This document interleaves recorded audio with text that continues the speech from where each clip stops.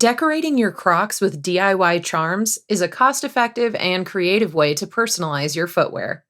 You can easily make your own charms using Shrinky Dinks, polymer clay, or gems.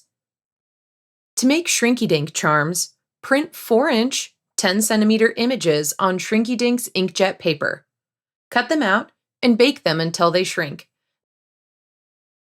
Seal them with Mod Podge or resin once they've cooled. Then add a gibbet's backing to the back of your new custom charm by using a strong all-purpose craft glue to stick the flat side of the backing in the middle of your charm.